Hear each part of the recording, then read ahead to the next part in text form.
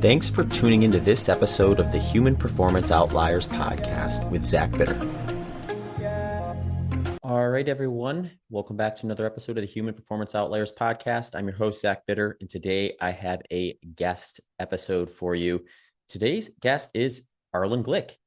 Arlen began his ultra career in 2016 and shortly after started racking up podium finishes at a furious rate. Arlen is based out of Ohio, so his rise to ultra running fame came as a bit of surprise in a sport that often selects for racing out west. But nevertheless, Arlen built a solid resume, mostly racing closer to home early in his career before hitting some key results, which we dive into in this episode.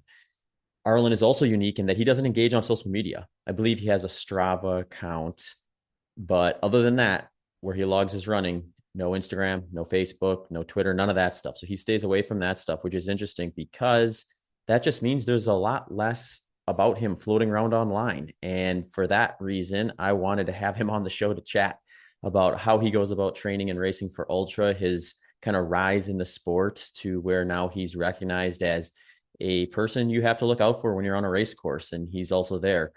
So I actually had the privilege of meeting Arlen and some of his family at the Javelina 100 last year, and some more of his family actually at Western States this year.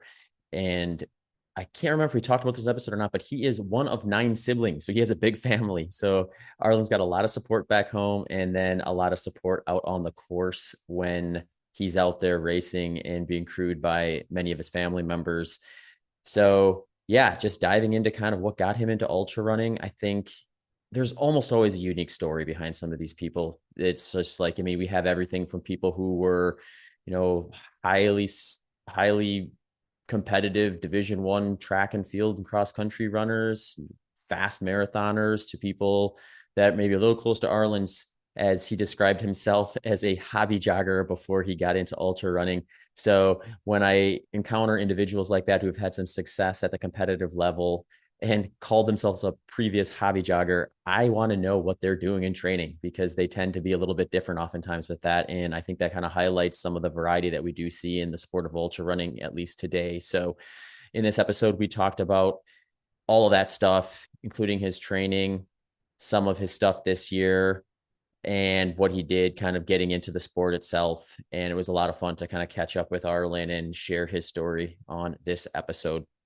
Before we get rolling, just a few quick announcements. I have to thank the listeners of the Human Performance Outliers podcast, because this year I had made a pretty big shift in kind of my structure for coaching services and things like that. And I started kind of mentioning that a little bit more in some of the previews of the episodes here. And I'm almost booked up now. So a lot of that came from folks that said they heard about it on this they heard about it on this podcast. So I got to thank you all for kind of reaching out and engaging me with that, to the degree now where some of my packages are full and I'm looking for alternatives to be able to help more people with that sort of a service that is time permitting, essentially. So one idea that I'm kind of contemplating right now or putting together is running a seminar of sorts where I'll basically, probably in different topics, really break down kind of how you want to structure your training and when and how to focus on stuff, and be able to present that to a larger group of people virtually, and then also kind of have a Q&A type session after that, or maybe a follow-up meeting with the people who sign up for that to kind of go over specific questions they may have relative to their training. Because I think there'll probably be a lot of reoccurring questions, as well as ones that are maybe applicable for more than one person in the group if I would go that route. So long story short, if that would be something you're interested in, reach out and let me know, because if I find that that's something that is going to get a lot of interest, I'll probably fast track it and try to get that rolling a little bit quicker, because I actually do have a pretty good setup for a seminar right now in terms of having the organization of the product, or the material essentially that would be used for something like that. So let me know. You can reach out to me on any of my social media channels, at Zach Bitter on Instagram, at ZBitter on Twitter. Shoot me a note at hpopodcast@gmail.com, or head over to my website at zachbitter.com and shoot me a note through the messaging center there. All right. Let's get in. Let's chat with Arlen. Arlen Glick, thanks for coming on the show. Thanks for having me. I've been a big fan of yours for many, many years. So it's fun to actually sit down and get to chat with you. Yeah, no, it's been amazing to follow your career. And I think this year had a little bit of maybe extra excitement on top of what it's already been an exciting running career for you. And I've been meaning to try to have you on the podcast since I think Javelina when we met in person for the first time. So thanks for taking some time out and coming on to chat. Yeah, it's good. It's good to be here. Looking forward to it. There's a lot of exciting things we can talk about. So let's go for it. Yeah, one thing I really find interesting about just anybody who's kind of in your position, but particularly you, I think in this case, is ultra running has now gotten to a point where it is big and people are following it and people are making kind of career decisions around it, including where they maybe want to live. So a lot of times when people start having success on the trails, it's sort of a conversation of, well, when are they going to head out west, or how much time are they going to spend out in the Sierras, or can they get a 6 week stint over at in Chamonix before UTMB and things like that to prepare. But you're coming to us from Ohio, if I'm not mistaken, correct? That's right. Yeah, and I have a little bit of a soft spot for the Midwest, being someone who came from Wisconsin. So I always like to kind of hear what got people into ultra running in the first place. Because I know when I first signed up for an ultra marathon, it was actually I was just looking for a race to do, and I was more or less looking for a marathon, and realized that there was an ultra marathon within 90-minute drive of where I was living. And I thought to myself, like, I was aware of ultra marathons at the time, but my perspective was they were basically out west. So when I saw that there was that one that close, a 50 miler, I was like, well, maybe I'll just do it and see what happens. I probably won't do another one for, maybe 6, 7 years, but we'll see. At the time, I was, I think, 24, and I told myself if I was going to do an ultra marathon, I was going to be at least 30 before I did one. So faith changed. So, what was it that first kind of got you interested in ultra marathons in the first place? Yeah, well, I didn't run in school or anything. Just took up like I like to say hobby jogging kind of later in life. When I was in my late teens, early 20s, whatever, just kind of like I was your very dedicated hobby jogger. And yeah, much the same way, found ultras maybe kind of the same way you did, where I was just looking for races to run when I was, getting started. And I was like, oh, wait, there's like further than a marathon. And yes, and there's, a lot of races here in Ohio. And so, yeah, just kind of just signed up for the next thing.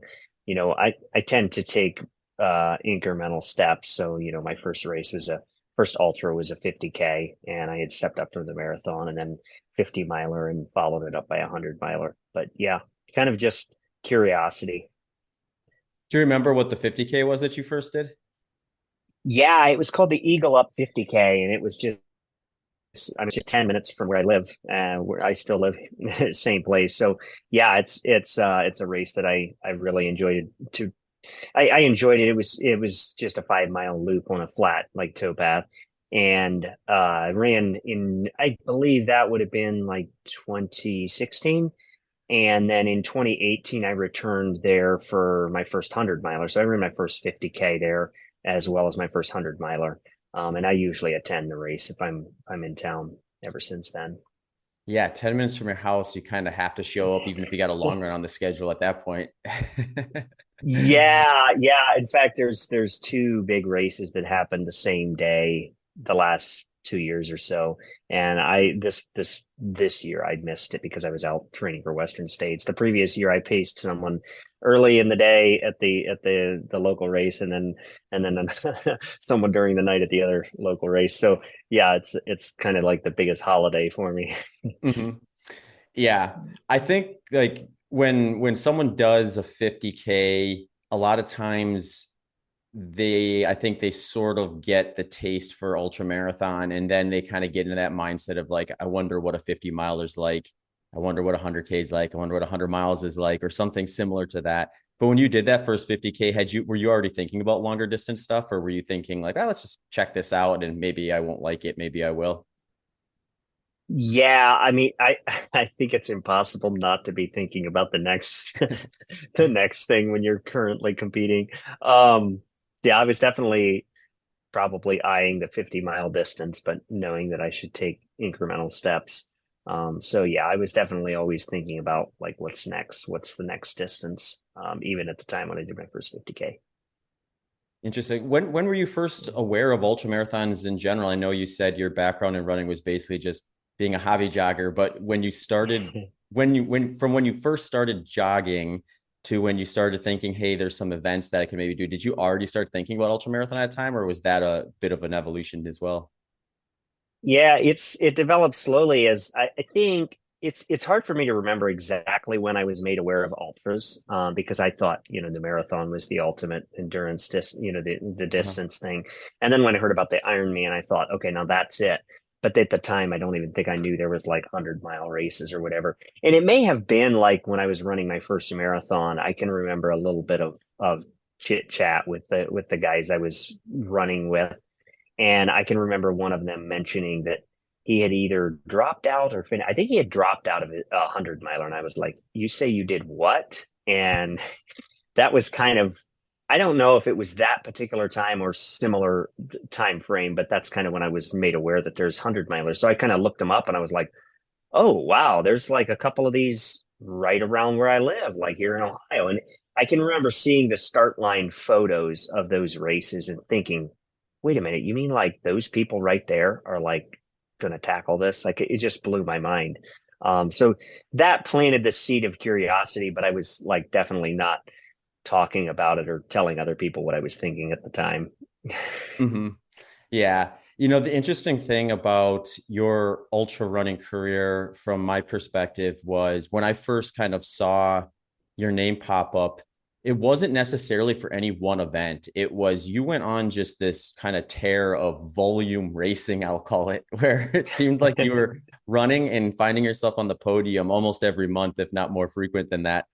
And it was just one of those things where, from my perspective, I was like, that's interesting because when I got into the sport, I sort of got in at a time where there was still a little bit of a mentality of let's race everything in sight. The sport was still growing quite a bit. I mean, it still is today, but it was growing to the point where you had a lot of people that I don't think they anticipated having these opportunities to go all around the country, if not the world, and do races. So it was sort of this like kid in the candy shop type mentality where people were like, well, oh, I'll do that one. I'll do that one. So they were racing a lot more. And then, as competition would have it, you can't really do that for too long before you realize, you know what?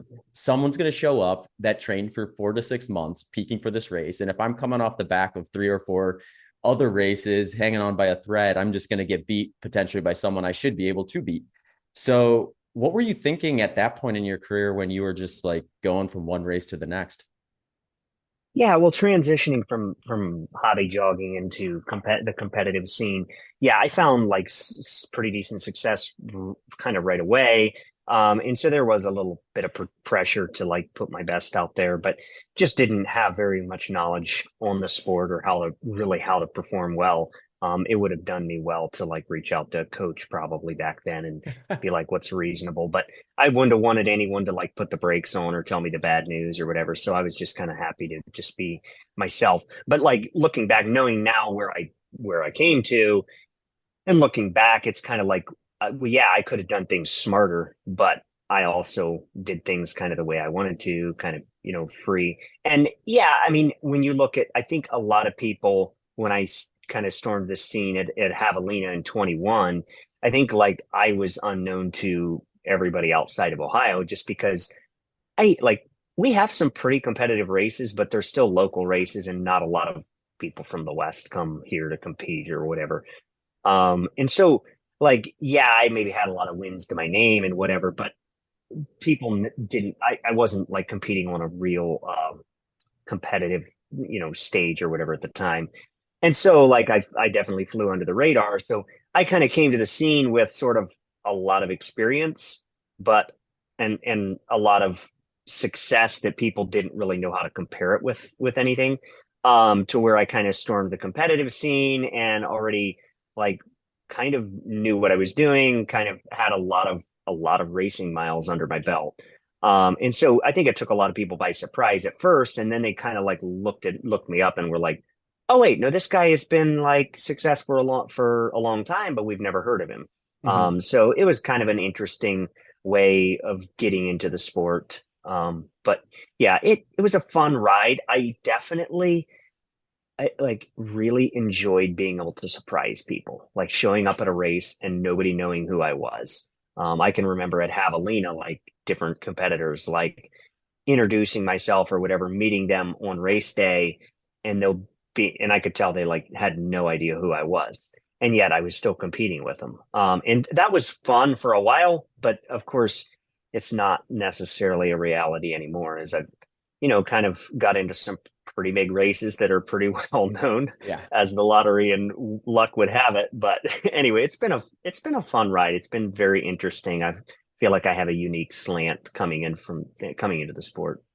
Yeah, absolutely. And I think I would 100% agree. Javelina was a breakout race for you in the sense that it was like you were able to express not only what you had been doing, but that you could do it out in, like, I guess we'll just say west of the Mississippi, and you could do it in what we Mm-hmm. would consider a very competitive environment, given that it was a golden ticket race for, the Western States 100 to get into that event. So when you won Javelina, going into that race, did you have expectations? Was that the goal? Were you targeting a specific type of time, or were you thinking, "Hey, I'm just going to see what this is like. Let's find out what all this commotion is about out west and see what I can do"? Or how did that all play out in your mind?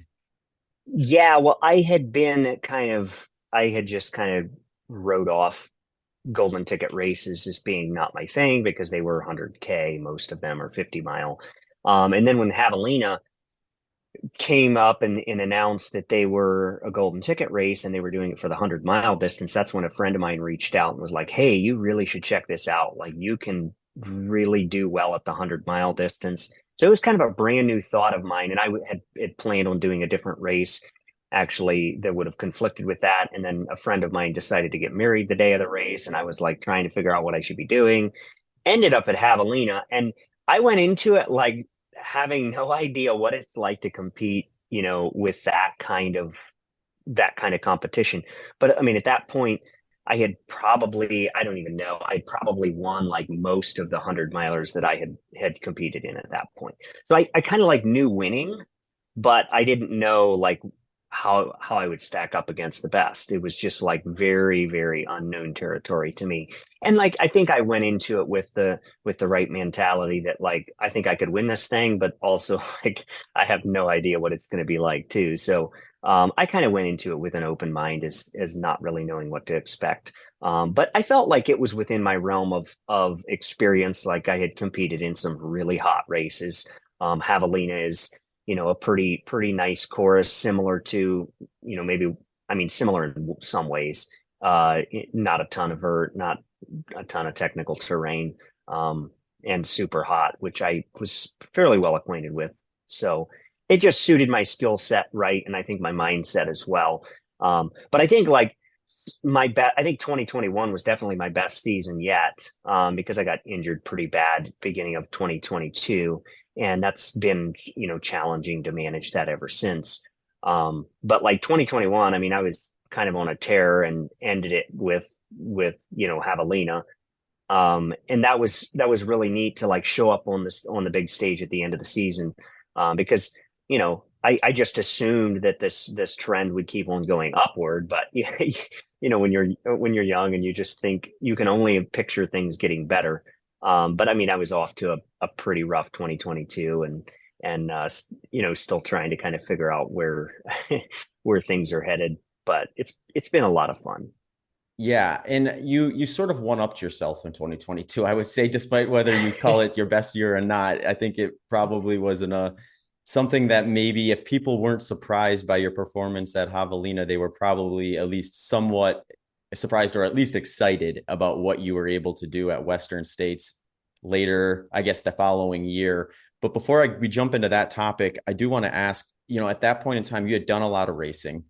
Sort of from my perspective, if you're looking at it from an athlete side of things or a competition side of things, usually once you start winning some races and you show some consistency within that, if you want to try to find yourself a sponsorship that's going to at least help you get from race to race, maybe give you a stipend, depending on kind of what you're trying to do or what you have done and things like that, those options start becoming more available. Was that something you were kind of targeting before Javelina or after Javelina? Did you think to yourself, hey, I would like to get a sponsorship and make this maybe a little more, I don't want to say sophisticated, but maybe a little more logistically easy in terms of having some support? Yeah, I mean, I always thought that would be really cool, but I was like at the time not sure with my stand on social media and different things. I was just like not sure if this was really possible or if there was a company that would really believe in me or could market me. And so I kind of like had that in the back of my head that like that would be really cool, but I was also like really not until craft kind of like came out and like really you know showed me that I'm good enough for them and they don't really care, like they really like me the way I am and whatever. That's when it became kind of a reality, like this is actually going to happen. Up until that point I never really knew if it was possible or not, like all the way through 2021 I was like not sure at all if this was going to happen or not. Yeah, it is an interesting dynamic because I actually that's probably something that's changed the most since I got into ultra marathon. I did my first one in 2010. So like social media was there, but it wasn't the powerhouse that it is today. It was more still about like winning races, getting in magazine articles, maybe getting on blogs, that sort of thing was like what was going to potentially kind of attract a sponsor, but really it was all tied to race results because those other things really didn't happen if you weren't at least being competitive, showing up in rankings and things like that. So as an athlete, it was kind of this sort of well, I got to show up to races and do well, or at least make a name for myself within the community to the degree where I'm talked about invisible. Whereas now I think with social media you can sort of turn the camera on yourself a little bit, and that actually that as you mentioned, that adds a value to a company and they are a lot of times looking for that. But I also think there's probably some since you're kind of pretty unique in that regard that you don't use social media, an untold story is maybe a way to say it, because there's just your life isn't all out there on social media where people can just dig in. So to some degree I think a brand would maybe want to say, hey, we can tell that story, and it sounds like Kraft stepped up and wanted to do that. Well, yeah, and I think it takes the right company with the right person, with the right athlete. Because, like in my case, yeah, I think people are very curious about me, much more than athletes who throw everything they have on social media. But it takes a company that's willing to do the work themselves, and I think that's where it really showcases Kraft's ability to have a good team and to market their athletes and to really tell that story for me. Because like for me to be authentic, I feel like I just couldn't do that for myself.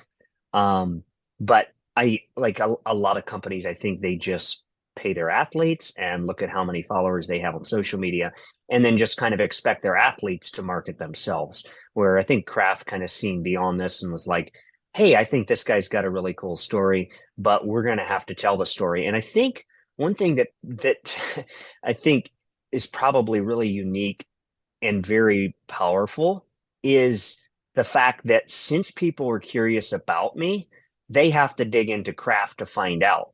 Well, when they're following Kraft on social media rather than following me because they want to find out about me, well, what kind of an opportunity does that give Kraft? Like, in order for people to access me, they have to go through Kraft. And I think it's kind of a unique scenario where I don't think a lot of companies or a lot of people are thinking about it this way, but I think it's kind of a unique scenario where people have to go through Kraft to access me. And I think that's really going to benefit Kraft in the end because, they can, you know, it opens people's eyes to them as a company, to them, to their other athletes. And it just brings an awareness to them by making it sort of a unique and a different scenario. But it's been fun, but it really takes a team. You can't just, it's not right for every company because not everybody's just set up the way we are here, with myself and Kraft. So it's an interesting scenario. Well, where I first became kind of more aware of just kind of that aspect of like scarcity is sort of like a potential advantage was when I was following, I think it was actually Western States 2022. And, like most people who weren't in the race, I was, checking out the live stream and looking at the comments and things like that.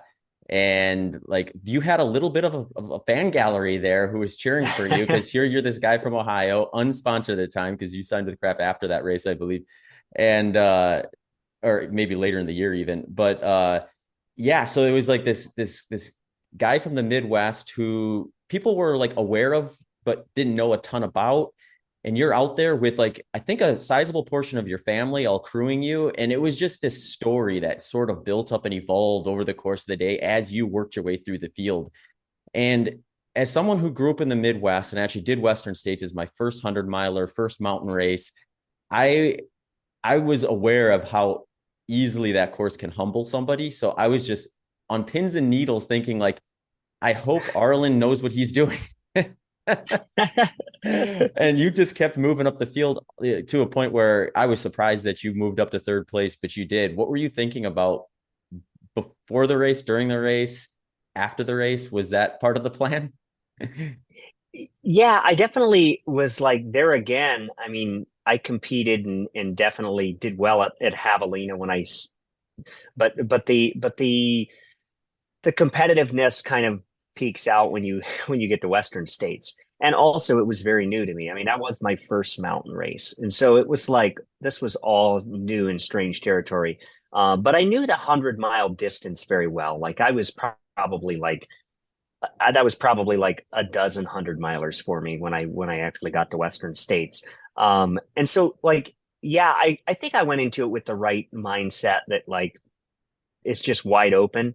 But for me, like I don't really pay much attention to splits or anything. I may basically just focus on effort level.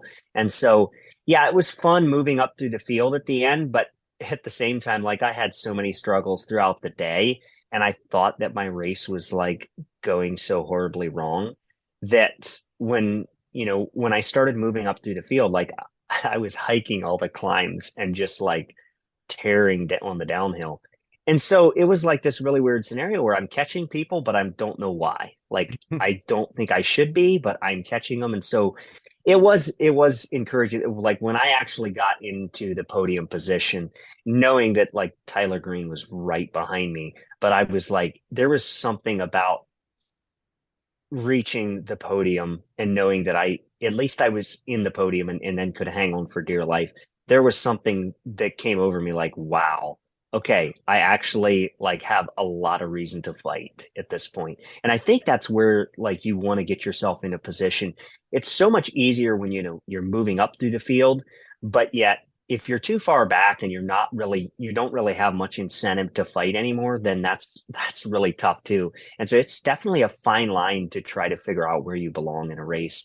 But to your point too about like the live chat, I think it was the era of live chat that showed how influential a person can be without social media because I think like my fans are very vocal when they have a chance to express themselves because they're like a really big fan of like who I am and the way I got to where I'm at. But like they have a hard time expressing themselves. So when they have a chance in like the live chat, I think it just comes out so much more vividly. And I think that's probably where, Kraft and some of these brands were probably finally looking on like, wait a minute, what are we doing wrong here? Like, why isn't this guy sponsored? He's obviously influential, but in a very unique manner that's hard to put a value on. It's hard for a company to say, well, we've been like looking at people's social media platform for a long time, and now this guy doesn't really fit any boxes. And so they kind of had to create a box for me. Yeah, yeah, it's really interesting. I do want to back up because after Western States, you had, if you hadn't already, officially arrived, and now the expectations were, I think, probably leveled up a bit. But I want to rewind to just like a little bit about you and your actual life outside of ultra running too. Because if I'm not mistaken, you and your brothers own a company that you work together at. Yes. So my oldest brother, Andrew, started an excavating business about 10 years ago, maybe 12.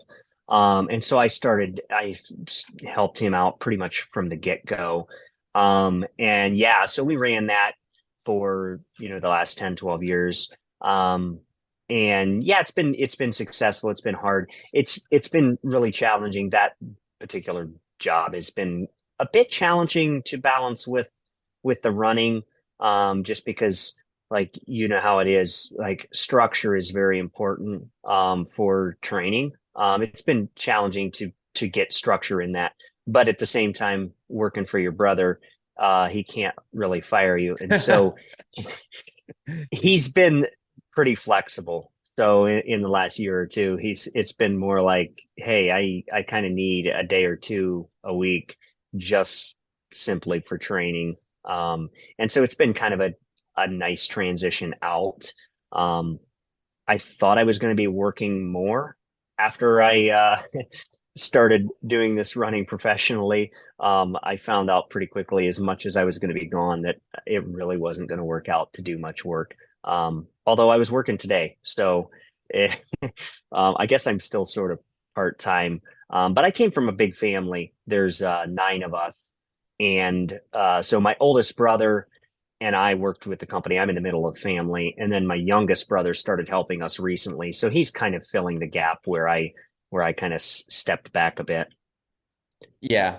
It's interesting. I mean, I've had this conversation more frequently now because like when I got into the sport, there was maybe a handful of recognizable people who were like sort of I'm going to quit my day job type of situations with ultra running. I mean, I'm sure there were more, but in terms of like it was scarce. It wasn't something you really aspired to without an exit plan that made sense, especially if you had a really like productive career in place. And somewhere between then and now that has shifted, I would say, to where the majority of young ultra runners that are in a position where they've been top three at Western States or something similar like yourself, they're looking at that as a potential like career move or an investment in terms of, okay, I'm going to like start this out.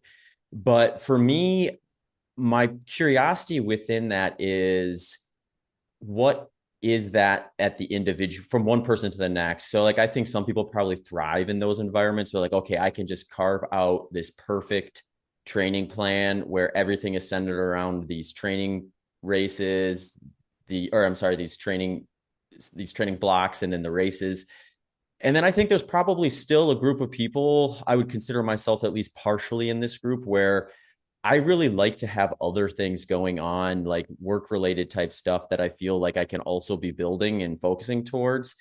Uh, my wife's kind of like that as well. She's got a career where she really enjoys that and building out what she's doing there as much as she does the training and racing. So we try to make it fit without compromising racing as much as we can. But I think there's maybe a balance there between like, at least for now, how much you want to give up outside of the training and racing from a career standpoint at this stage. I'm sure it'll get to a point where it's so competitive where you maybe don't have a choice and the sport will select for the people who thrive in those environments. But is that does that ever cross your mind as you're kind of you may be in the middle of navigating that? Just sounds like it. But what are your thoughts with that? Do you think you'll probably keep some part-time type stuff around just because it's gives you another kind of value add in life in terms of what you're working towards? Yeah, it's a very interesting scenario for myself because, like, as you mentioned earlier, I'm from Ohio. And so, and I love running in the mountains. So, like, this past year, it's been like, wow, I thought I was going to still be working part time because I just assumed that, yeah, I would get tired of fidgeting with my running. But it's been much different than what I had perceived it to be. Like, I have found in the last few months that I could be perfectly content with just running. Like, that would be fine with me. But, and also, probably a big part of that is the fact that I live in the East and train in the West. So I'm like bouncing back and forth so often right now that like it's really hard to try to fit work in. But if I were, say, living in Utah or somewhere where I had a mountain out my back door, it would probably feel like my life is not going anywhere, and maybe this would get boring really quick if all I did was running. So I think the scenario for myself feels so much different than maybe someone else. But I feel like running would keep me happy. And I also, it's like so hard to gauge where the future of the sport is going to go. Like, yeah, you kind of want to have an exit strategy, right? Because none of us are probably making enough to retire on it when we're done, right? So we kind of have to have an exit strategy.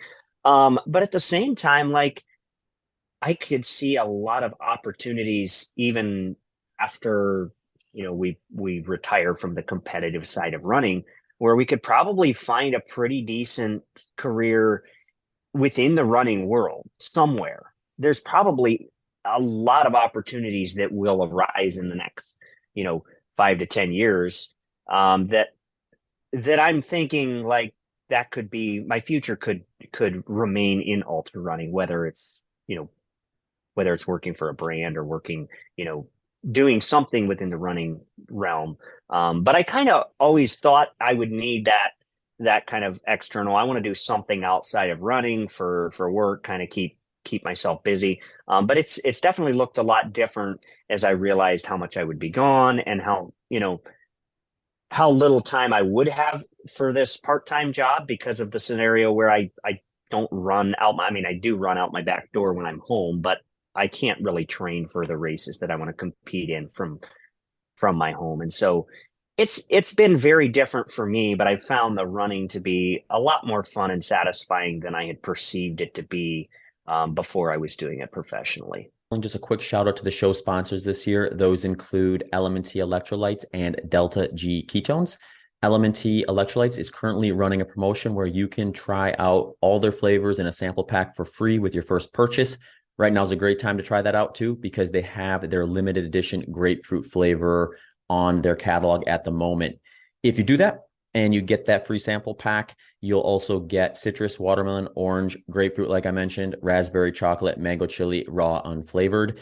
All you got to do to access that is use the show URL, which is going to be in the show notes. But for those of you listeners, it's going to be drinklmnt.com/HPO to get you that free sample pack option. What you get with their electrolytes is each little convenient packet comes with 1,000 milligrams of sodium, 200 milligrams of potassium, 60 milligrams of magnesium. For me, that means about one of those packets in about 2 liters of fluid. I'll usually have a little bit of chocolate with my coffee in the morning, and then I'll have that ratio built into my hydration if I'm heading out for a longer session in the morning, especially if it is hot. Also supporting the show this year is Delta G Ketones. This year, I added a new product to my training and racing routine. The latest research on exogenous ketones motivated me to consider trying them out. I've been using Delta G formulation mainly because all the research showing promising benefits in recovering performance have been done using their formula. So when it came to deciding which exogenous ketone do I want to try playing around with during the year, Delta G stood out. I was really fortunate that on their website at deltagketones.com, you can actually sign up for a free consultation, and they will actually look at what you're doing and help you decide whether it's a good idea or not to introduce some exogenous ketones into your training or your lifestyle, and specifically how to do it. So for example, for me, what this means is if I'm doing a big workout or a key workout, I'll just take 1 bottle of Delta G Ketones Performance and head out for the workout. If I'm doing something longer, like a race, like a 100-mile race, I'll take one of those before, and then about every 3 hours afterwards. So they kick in about 15 minutes or so, and that's when you can start to see that concentration in your blood show up. So usually if it's before something, I'll try to take it around that amount of time before the start of it. One of the reasons, like I said, Delta G stuck out to me is they actually are the ketone ester that received the DARPA grant in effort to design the formula for special forces. Since then, Delta G has produced 50 plus published studies and are part of 20 plus ongoing studies. These studies include 2 very recent ones that explored exogenous ketone relationship with increasing natural levels of EPO, as well as increasing circulating dopamine concentration, improving mental alertness, and improving post-exercise inflammation in endurance athletes. So check out Delta G's research and their product line at deltagketones.com. Like I said, there you can also sign up for a free consultation to dive into the research, usage, and whether it is beneficial for you.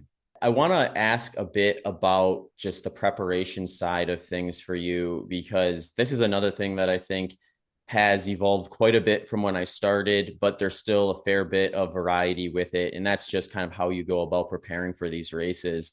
I think you mentioned that you kind of prefer the 100-mile distance. So is there a system that you follow or a series of types of training focuses you do throughout the year in order to prepare for some of your bigger races?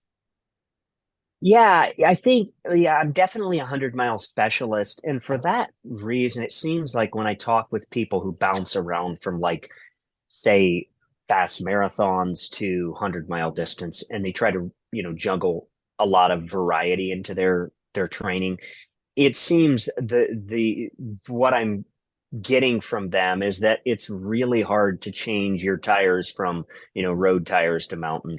And for me, it's been very easy to transition from one race to the next. And I think probably the reason is because I'm racing the 100 mile distance basically only. And I think it's something that's not talked about a lot, but I think you can fit a lot more races in your calendar if you're sticking with a specific distance. You see marathoners run, a decent amount of races, and ultramarathoners run, some of them do a lot more than others. But I think I can probably fit very comfortably 4 or 5 100 milers into my calendar, and which may sound like a lot, but it's actually a lot easier than you would think when you're sticking with a specific distance. And two, because I think for training for the 100 miler, like I think volume is probably your you know best weapon, or most useful tool. And so for me, I always erred on the side of using volume rather than specific speed work, or trying to increase efficiency. And it has catered to producing very, I would say, very consistent results. Um, I know when you compete on a really competitive stage, you notice the little differences a lot bigger. Like at Western States, when I ran 40 minutes slower, I went down 11 positions, where in a lot of other races, you may still win if you ran 40 minutes slower. Mm. Um, and so, like, I think if you were to look at it strictly from a performance standpoint, I think I probably race more consistently than most, when you compare my best results with my worst. But I think that's probably due to just the fact that I have such a specialty within the 100 mile distance, or similar. Mm-hmm. Yeah, you haven't ever dropped out of a race, have you? Um, I got to think for a hot minute. No, I have not. Yeah, because I was really nervous going into Hard Rock. Yeah, I Um, bet. I was like, I can't drop. This cannot be my first DNF. Like this, yeah. I was a bit more nervous going into Hard Rock than I've ever been, but I have not dropped out yet. Yeah, well, I think that alone probably makes you someone we could consider consistent, as usually dropping out is something that happens eventually, or for someone who's raced as many times as you have, had probably happened already in most cases. So that is an interesting perspective. So do you do no speed work then, or is it just something that's very, very minimal relative to just the volume target? Yeah, it's very minimal. So, like when I'm looking at my training block, I usually don't do it in my build up. I usually don't do it in my taper much. It's if I'm feeling fairly fresh. I would say that the most speed work I did was building for Umstead the beginning of this year, and I was building from a very low maintenance volume over the winter, where I didn't train very hard, really trying to rest up the body. And I was feeling particularly snappy because I was using that race as sort of my tune-up race, my build-up race. I didn't hit the volume that I normally do when I was training for that. And so I was feeling maybe a little bit more snappy. But I do it a lot by feel, and usually it's during the peak volume phase. If I feel like if the legs are feeling snappy or something, I just try to listen to my body, because I know in the past, like the speed workouts, I'm pretty sure are what set me off into injury. And so, like, I think you can kind of do a lot more volume if you do, if you drop your speed workouts. Um, but it's still a balance. I'm trying to figure out where the value, where the most value is. I, I think there's probably a lot of value in going either route, but I think you kind of have to do one or the other. I think you kind of have to either go with a lower volume, really high quality miles, or else kind of high volume, low quality. Um, and there are some people who manage to get both in, but I think that they're kind of riding a fine line of risk of injury as well when you take that approach. Yeah, there certainly are a lot of moving parts. I think one of the ways I look at it is I think of like an opportunity cost where let's say if I were training for Western states and we're sitting in like December, early January, and I have a really strong base because let's say I was in a situation like you where I had one javelina, so I was sitting at a really strong base coming off of that race, took a little bit of downtime, the opportunity cost of me maybe keeping the volume a little lower and doing a little speed work when I'm still around 6 months out from Western states is maybe a fair trade-off because I just don't have a lot of progress to be made redoing what I just did, but I also have plenty of time to continue doing that after a round of speed work. And then as I get closer to the race, I'm definitely with you in terms of let's start getting very specific. And the nature of 100 miles is long and slow. So you find yourself the opportunity cost at that point when you're in like, the May, June phase of training and probably earlier in a lot of cases, like it's probably the opportunity of doing a short interval session in exchange for what could potentially be a day or two of just kind of more race specific higher volume is probably not worth it at that point because then you need to be working on what you're actually going to be doing at Western states. And but like you said, I think you have to know yourself as a runner too, because you know I find like some people in college we call them mileage hogs. There are people who could just do an insane amount of volume without getting injured, and those folks ended up seemingly to get injured a little more easy with speed work. And then there was the guys who could just do speed workouts all the time. But then when they get to a certain amount of mileage, they'd get hurt. So I wonder always sometimes too how much of that goes into just the actual runner too, whether they're able to how I guess how seamlessly they're able to navigate either of those in terms of staying healthy. And at the end of the day, you got to be healthy to race well. So finding that out about yourself is probably a big advantage. Yeah, and I think too, like something that people often I think overlook is just like muscle memory or like I think like if somebody's done some really high volume in the past, they're always going to kind of sponge off of that. And it is interesting how you mentioned like some people just respond so much better to volume and others to speed work. And it seems like when you get outside of what you're familiar with, why that's when bad things happen. But I think like, yeah, when you're like, if you've done a lot of high volume in the past and then you maybe step off and do maybe a little more speed work, less volume, like you can see some amazing results. And like, I look forward to so much the future and like experimenting with the amount of miles I have under my feet. I feel like I could do a lot of different things and get the same results. And so I definitely in the future will be experimenting with like lower volume than I've ever done for a race and doing some speed workout and just see what happens with the experience. But I think it's so much different when you're coming into it like running your first 100 miler and then you're trying to do something different and then like something goes wrong and you think it was your training or this or that or the other thing. I think there's so many times people like miss how should you say misdiagnose what went wrong on race day. But like with my training regimen in the past, it's produced like pretty consistent results. And I would consider Umstead this year to be one of my best races ever. And I did Yeah. it with slightly less volume than I normally do, a little bit more speed work. And I was also coming, like, I was building for the season. So that was not the main race. But I also was coming off of pretty fresh legs from a dead winter. And so there's so many different ways you could look at it. But I look forward to in the future doing some different things just to see how an experienced body will respond to different types of training.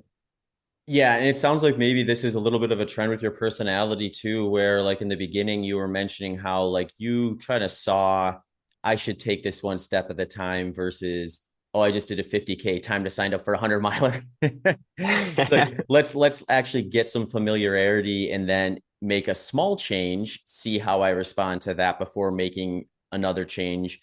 Seems kind of similar with your training approach where you're like, okay, I if I like focus on maybe a little more volume centric plan versus throwing everything at it and then trying to decide what worked, what didn't work versus I kind of have a good establishment of what I'm going to get out of this volume centric approach.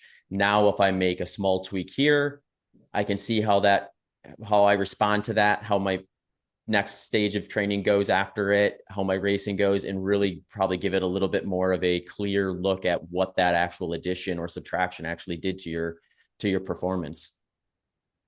Yeah, that's definitely something I want to do, and it's definitely, true to my character where I like to change things incremental steps at a time. I'm the kind of guy that comes to conclusions very slowly. Some people do this and it didn't work, and so they were like, "Oh, that didn't work," and I'm like, "Wait, no, I need to try three more times to make sure that that doesn't work."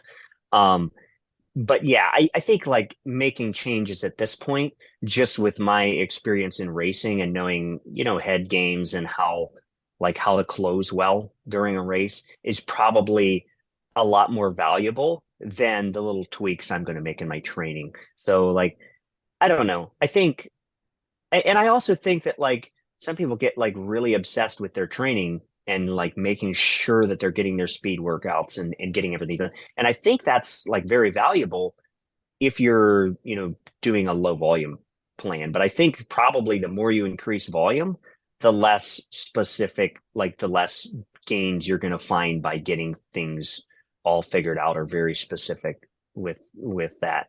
For me, I know that I kind of take just one day at a time. Like if the weather looks nice or looks good for this or that or the other thing, like I'll just kind of base my training one day at a time with kind of a mind going into the week, kind of having an idea of what I want this week to look like, but not necessarily exactly what each day needs to look like. Mm-hmm. Yeah. At the end of the day, you're going to have fewer quality sessions than you do days in the week. So having that flexibility to do them on the days that present the best situation is definitely a good strategy if you can do it. So, yeah, I mean, Umstead, we should probably talk about that because I feel like that was an underrated performance. And I think that I think you have yourself to blame for that because of what you did at Western States. And then, although it wasn't your fault that you got chosen to do the Hard Rock 100, you sort of had this situation where heading into the year, you're in Western States, you're in Hard Rock, they're less than 3 weeks apart. So the big question is, are you going to do the double? You announced you're going to do the double. So everyone's thinking about you and Courtney doing the double at Western States and Hard Rock. And you go and you just crush Umstead. I mean, you broke the course record, and if I'm remembering that right, you were the first person under 13 hours at Umstead. Yeah, something like that. So, And yeah. that's not a new race. That's one that's been tested a few times. So that one stood out. So a lot of people, I think, that were really kind of fans of the sport, especially that have been around for a while, we're talking a lot more about that result. And I think the casual observer, maybe someone new to the sport who wasn't necessarily as aware of Umstead's history and how tested that course has been over the years. What did you think after Umstead? Were you thinking, okay, I'm really primed for Western States now? Or were you kind of thinking of that as a two-step process with Western States and Hard Rock? Yeah, I definitely planned Umstead. I mean, I've kind of wanted to go back ever since I was there in 21, I think I was. And I've kind of wanted to go back and kind of hone my skills a little bit and just see like what I was capable of on that course. It definitely was a success when I got done with Umstead, but I still was dealing with compensation, kind of the test. I got the result I wanted. I was super happy to break 13 hours and like that was everything I needed to do. But like I struggled a bit during the race with like dealing with the compensation that I've been dealing with for a year and a half now. And I'm like, I didn't necessarily feel the way I wanted, but I was hoping that things would clear up for the double. That's what my fear was all on, what would happen during the double when I tried doing, because it was climbing as what was really affecting the way I was feeling. And surprisingly, like the compensation fizzled to almost nothing by Hard Rock. It was very little during Western States. But even though like overcoming my biggest fears still led to, not the result I was looking for at Western States. But what's interesting to me is everybody was so, hyped and for obvious reasons. because Western States kills Hard Rock, right? There's no way you can prepare for both. Western States is almost sure to kill Hard Rock. Like Mm-hmm. you can't really train for Hard Rock if you've got Western States on your calendar. You can't really train, So basically, what I did is train for Western States and was like, forget it. Whatever happens at Hard Rock happens. But what's interesting with that being said, from my perspective, like Hard Rock, I was I felt so much better like even though it was completely outside of my sphere of what I have done in the past or what's familiar with me. And I mean, I felt like a fish out of water at 14,000 feet. But like even there, like I'm convinced that my body was more ready to race at Hard Rock than it's ever been at any of my races. It was just so far outside of what I'm familiar with that like, yeah, the result was good. I what got like fifth or whatever. But my body was ready on the day. It was just like too many unfamiliarities. If I had felt that good on the day of Western States, I think it would have been a completely different day. And it was such a twist to throw to my mind. I was thinking all year of like success at Western States. Like that's where it's going to happen. And after coming off of Umstead, I was like building a lot of confidence towards a good day at Western States. And for a reason that I still have not figured out, and that's probably one of the most frustrating things with my performance at Western States this year. Like, it's so easy to find excuses after a race, like to say, oh, this went wrong or that went wrong or the other thing. And like, I've got these little things I could say about Western States, but really when it comes down to it, at the end of the race, I was like, I don't know what I did wrong. I just sucked today. And that was like for me, that was a hard one to swallow, like not being able to figure out what went wrong. Like I was so confident. I set myself up so well. And then kind of like just went into Hard Rock with like, who knows what's going to happen today. And it was actually a much better race at Hard Rock. So this season has definitely thrown me a real curveball.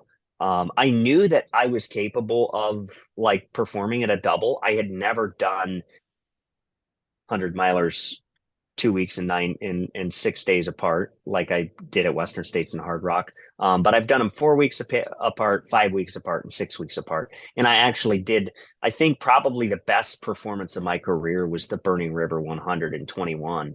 And that was 5 weeks after an all out race at the Mohican 100. And even though it's like nothing to compare it to, nobody really knows what that performance was really like.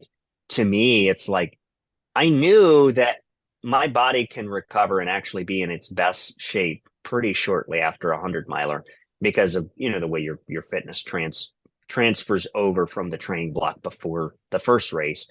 And I think that's what happened at Hard Rock.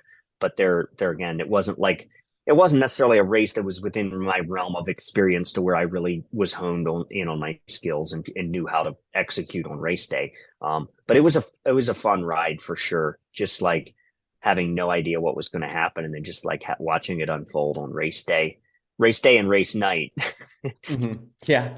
Yeah. It's interesting because I think like given your success at Western States, Javelina and Umstead, for me personally, I like to just give you the benefit of the doubt when it comes to saying whether your performance at some of these other courses that are maybe less tested, how they compare, because you have that perspective and you have the results to back up that perspective. So it's like an interesting conversation to have with you because of that, because you're maybe one of the few points of entrance into that, because just you don't see that combination of success all that often where people have success out, on courses like Western States and then are also testing some of the courses that you previously mentioned as well. So it's really cool to see that variety remain in your racing and stuff like that.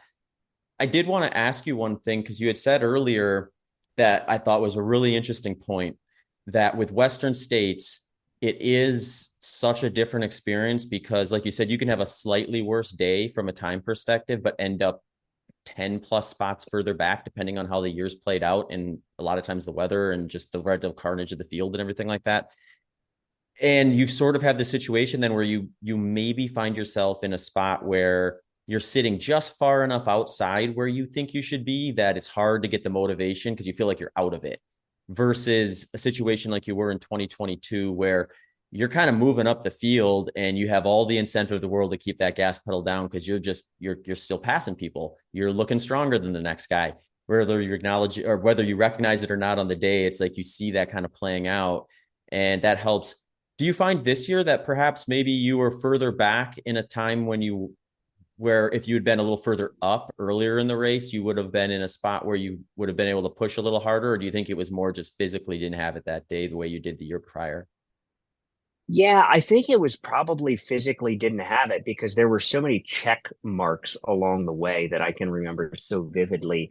Like when I got to Robinson Flat and I realized I'm done with the snow and I ran the same splits as I did in 22.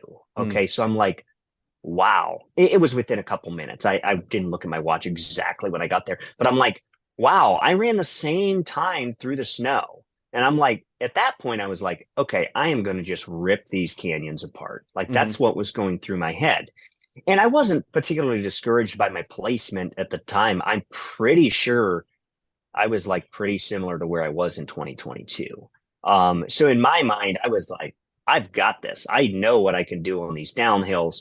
But then what was interesting how the day played out, I was having some foot pain during on the downhill, and I wasn't pushing particularly hard in that 30 to 50-mile range into the race, just because I was a little bit afraid that it might be something pretty serious.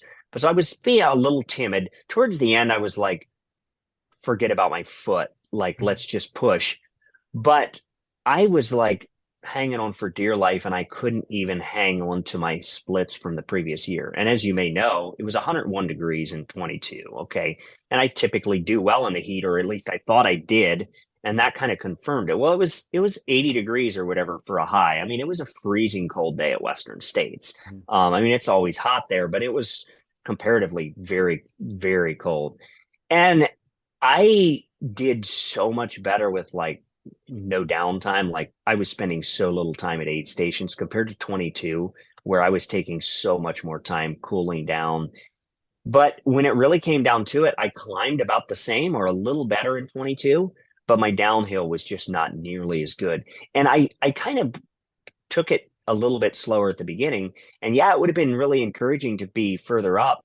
But like if you could have tapped into to my head and seen what was going through my head, like if 50, 60 miles, I was like, sure, I can work up through this field. Like I'm still thinking very positively. But when I really dug myself a hole, and this is how I kind of know that it was my body and it wasn't just lack of incentive, because I think a lot of people probably just think that, well, I just wasn't far enough in and didn't really have the incentive to push hard at the end.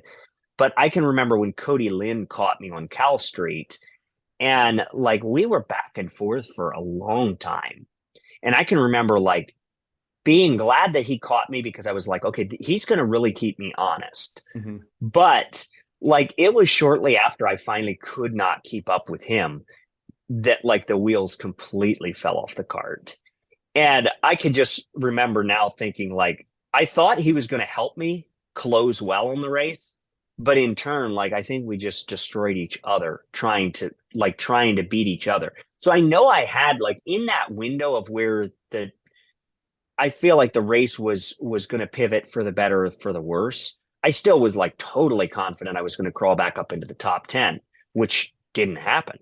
Like it was crazy for me, like not being able to work up through the field like I always can.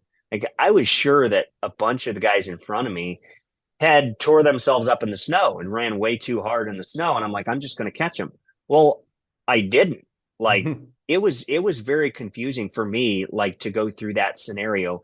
But I really did feel very wrecked, like deep into the race, and I was like, I have no idea why I feel this way, because like on paper, like, and if I didn't have a 22 to compare it with, I would have been like, okay, that's what I have. Like that's what I have at Western States.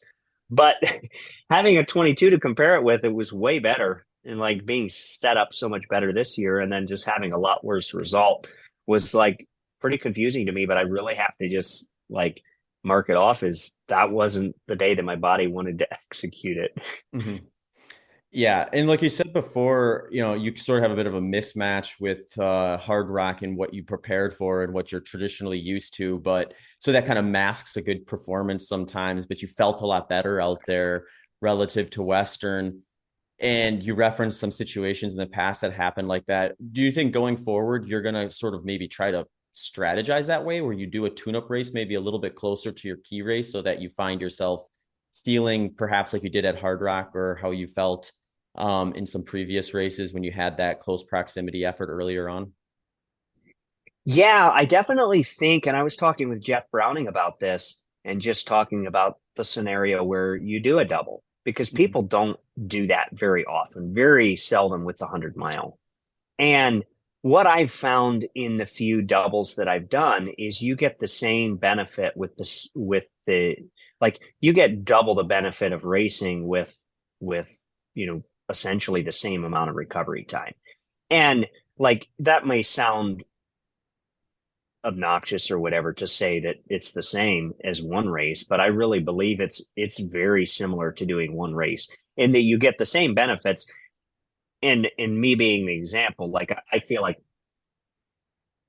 I got if I wouldn't have done hard rock, like if I wouldn't have done Western States, who knows what hard rock? Maybe hard rock would have been better, maybe it would have been worse. But I feel like if I wouldn't have done hard rock, I would have been like screwed out of my summer Yeah. because and I think when you put a lot of training into a race, you can benefit so much.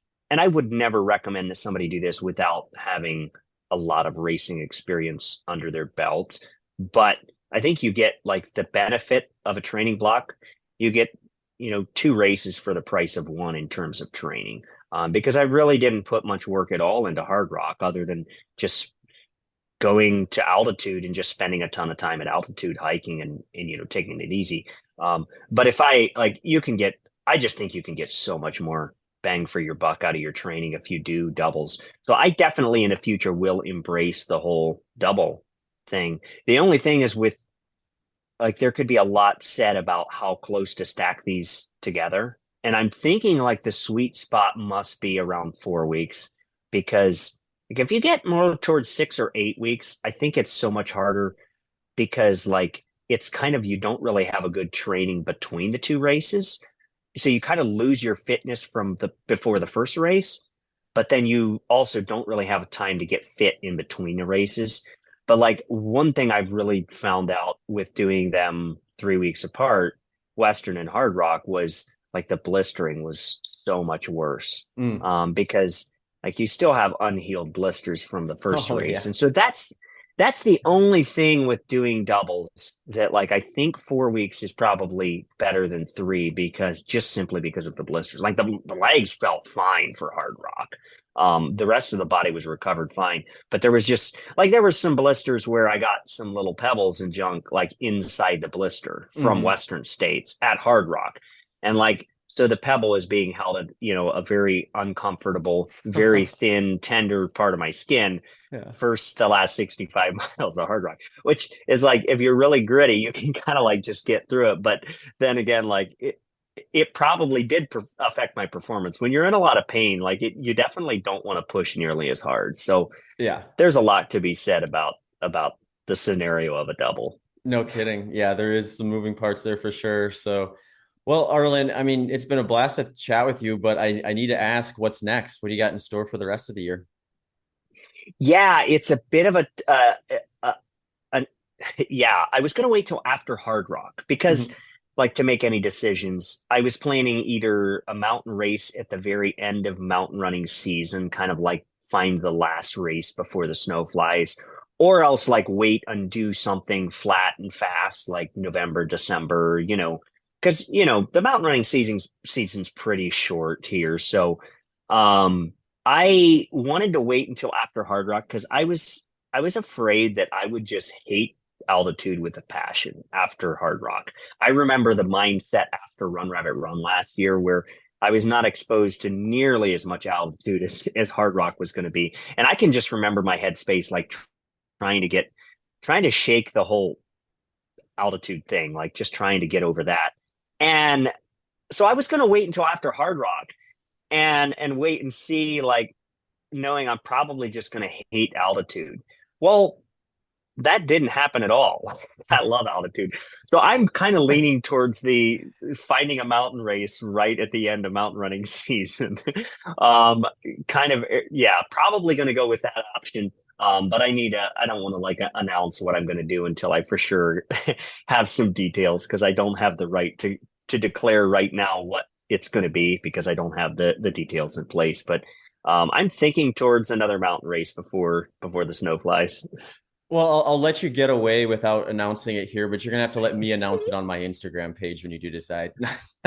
Okay, I'll let you know when I decide. Oh man, that's yeah. I mean, what you highlighted there, I think, is in ultra running, we are incredibly blessed with lots of options. So if you feel a little stale with a specific discipline or course type, then there's always something drastically different you can pivot to. And yeah, the mountains sometimes they're just calling. So I'll look forward to hearing what you end up deciding to do, and then of course I'll have a lot of fun following the rest of your career and everything that's up. But thanks a bunch, Arlen, for giving me some time and sharing some of your stories. Yeah, thanks for having me on. It was a lot of fun. Take care. Hey folks, just a quick reminder that this episode's sponsors include LMNT electrolytes and Delta G ketone esters. LMNT electrolytes can be found at drinklmnt.com/HPO and are offering a free sample pack with your first purchase. And Delta G ketones can be found at deltagketones.com. Also, give them a follow at deltag.ketones on Instagram. Thanks for tuning into this episode of the Human Performance Outliers podcast with Zach Bitter.